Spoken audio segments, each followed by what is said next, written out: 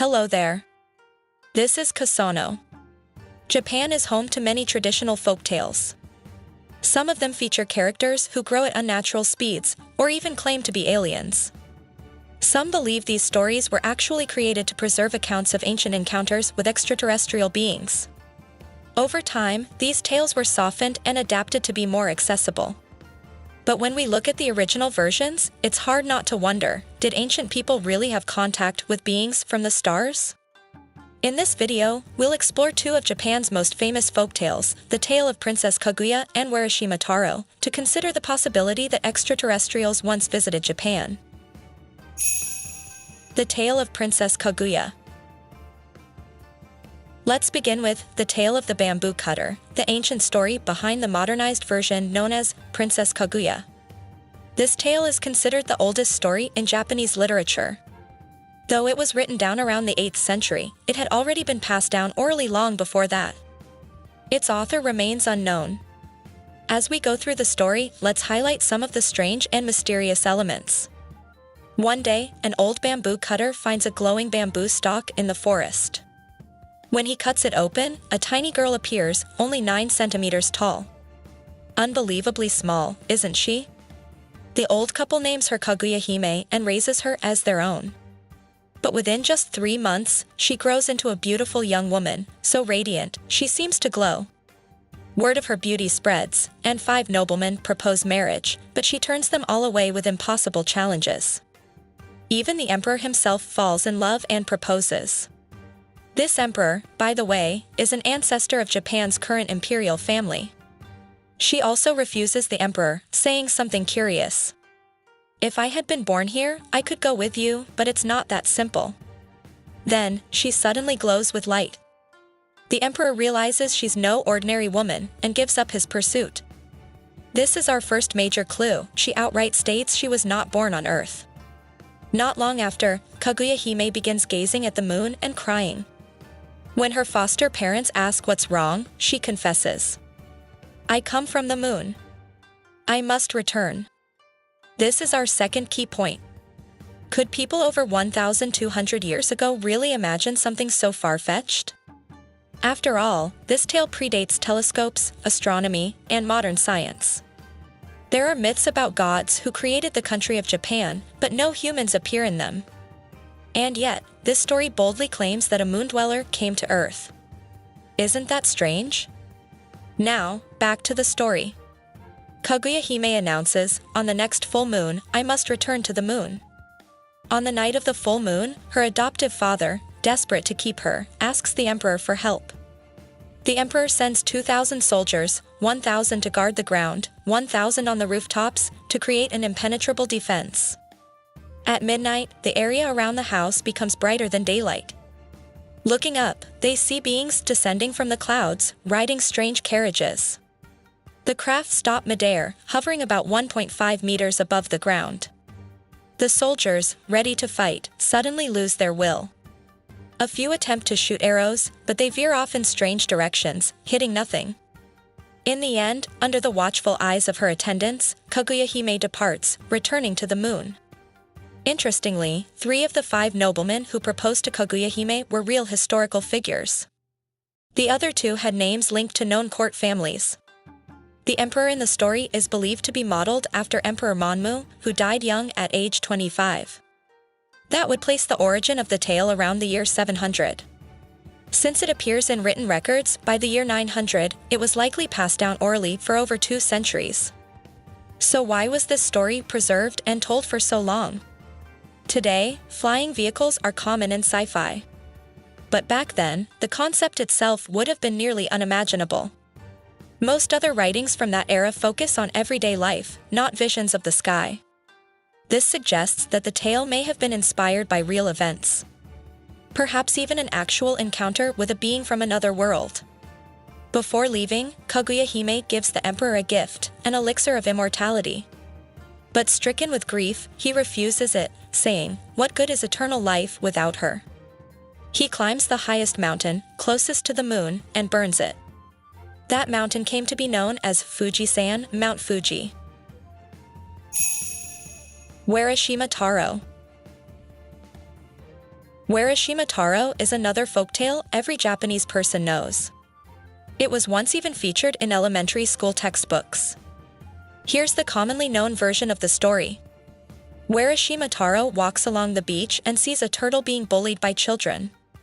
He saves the turtle. As thanks, the turtle offers to take him to the dragon palace beneath the sea. So Taro climbs on its back and they dive into the ocean. There, a beautiful princess named Edo-era welcomes him with feasts and dance. After about 3 years, Taro says he wants to return home. Edo-era gives him a mysterious box and warns, "Whatever you do, never open it." He rides the turtle back to shore, only to find that 700 years have passed on Earth. Of course, no one he knew is still alive. In his sorrow, he forgets the warning and opens the box. White smoke pours out, and he instantly transforms into an old man with white hair. This story is told as a children's tale. But the original versions contain surprising elements. Urashima Taro actually predates Princess Kaguya, appearing in historical texts from the 5th century.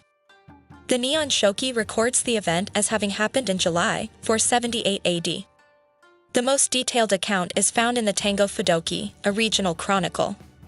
Though the text is in classical kanji and open to interpretation, let's look at the most accepted version. Urashima Taro is written as a Shimako in the text, but for clarity, we'll continue calling him Urashima Taro. Urashima Taro goes fishing at sea for 3 days and nights without a single catch, until he encounters a turtle glowing in 5 colors. He brings the turtle aboard and falls asleep. When he awakens, the turtle has transformed into a beautiful woman. Taro asks her, "There shouldn't be anyone out here in this vast sea. How did you get here?" She smiles and replies, "I wanted to meet you, so I rode the wind and clouds to get here." In other words, she didn't come from the sea, but from the sky. Naturally, Taro asks, "Where exactly did you come from, riding the wind and clouds?" She answers, "From the heavenly realm where the immortals live." Please believe me. Taro assumes she must be a divine being and accepts her explanation.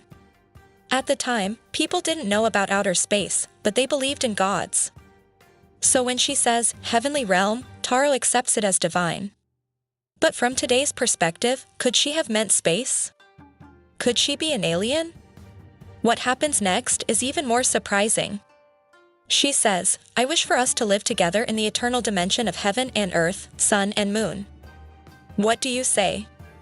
This eternal dimension of heaven and earth, sun and moon, is intriguing. If heaven and earth mean earth, and its sun and moon imply space, then she's inviting him to leave Earth, to live in the cosmos. She's essentially asking him to go beyond Earth, into space, into a timeless dimension. Fascinating, isn't it? Taro replies, "I have no reason to refuse. I accept." She then says, "Please steer the ship." A mysterious line, because immediately after, she puts Taro to sleep. Perhaps steer the ship meant he had to willingly journey to another world, a metaphor for choosing the cosmic path. When Taro wakes up, he finds himself on a massive island. The entire island sparkles like it's covered in gems. Outside the gates it's dark, but inside, the palace shines brilliantly. It's described as a place unlike anything he, or anyone, has ever seen or heard of. The place is called Hosen, a mythical mountain said to exist in ancient China where gods resided. The name of this mountain was probably chosen to express a glittering world, but the actual mountain is not so glittering. Although some overseas exchange existed in the 5th century, Japan's formal contact with China only began in 607 AD, an enormous undertaking. It's hard to imagine a lone fisherman traveling abroad in such an age. This means that it may be more accurate to think that it is not on Earth after all. Back to the tale, when they arrive, children come to greet them. The woman introduces them, saying, "These 7 children are from the Subaru star cluster, and the other 8 are from the Amphiri constellation. You need not be alarmed." At this point, stars and constellations are introduced into the story. Then, the woman's parents speak of the differences between the world of humans and the heavenly realm, expressing joy at this rare meeting between heavenly person and mortals. It sounds less like mythology and more like a depiction of contact with extraterrestrial life from another star system. But as time passes, Urashima Taro begins to long for home. The woman sees this and, with a heavy heart, decides to send him back to Earth. As he departs, not only the woman but also her parents and relatives tearfully say, "Goodbye." She hands him a box, a tamadabeko. "Please don't forget me," she says. "If you ever wish to see me again, hold this box tightly in your hands, but never open it." She puts him to sleep again, and in an instant, he awakens back in his homeland. He searches the village, but everything has changed. He asks a local, "Where is the Urashima family?" The villager responds, "Who are you, stranger? Are you asking about someone from a long time ago?" An old man explains, "There once was a man named Urashima Taro. He sailed out to sea and was never seen again. That was over 300 years ago. Why are you asking now?" Shocked by this revelation, Taro wanders his old homeland in a daze. To him, only a few years had passed, but in reality, it had been 3 centuries. It's like Einstein's theory of relativity in action. Just like in sci-fi films, someone travels through space at high speed and returns to find that centuries have passed on Earth, while they've barely aged. But people in ancient times had no way of knowing about relativity. Could such a wild story come from pure imagination, or was it based on an actual experience? After a month in solitude, Taro begins to reminisce, gently stroking the box. Eventually, he forgets his promise and opens it. The contents of the box rise with the wind and clouds into the sky. Urashima Taro realizes he can never return and can do nothing but wander, lost in sorrow. And that is where the story ends. As for the final scene, interpretations vary. Some scholars suggest that Urashima Taro's body turned to ash and floated upward. Whatever the case, Urashima Taro's story is one of space travel, time distortion, and return. Incredible, isn't it? Japan has countless folk tales. But the 2 most vividly remembered, right to the end, are Kaguya-hime and Urashima Taro. Why have these stories endured so long? Perhaps because, just maybe, they're not fiction, but ancient records of contact with beings from beyond Earth. Utsuro-bune. And finally, one more story. It may not be as ancient as Kaguya-hime or Urashima Taro, but it's just as mysterious. Across Japan, there are folk tales of a strange vessel called Utsuro-bune, or hollow ship. What makes it notable is that versions of the story appear in multiple regions. Some documented cases include 1699 Daiichi Prefecture, 1796 Hokuriku Region, 1803 Hitachi Province, now Ibaraki Prefecture, 1883 off the coast of Kobe. The most famous account is from 1803 in Hitachi Province, modern-day Ibaraki. It was discussed at a gathering of Edo period scholars, and one member recorded it, complete with illustrations.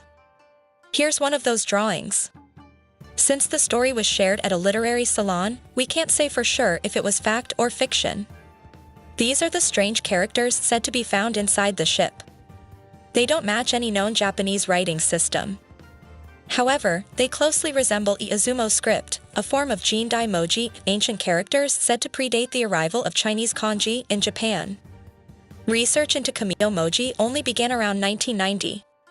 So seeing such script documented in 1803 is, well, truly puzzling. Could it be that UFOs once visited Japan? What do you think? We'd love to hear your thoughts in the comments below. And feel free to suggest future topics you'd like us to explore. If you enjoyed this video, don't forget to give it a thumbs up and subscribe to the channel.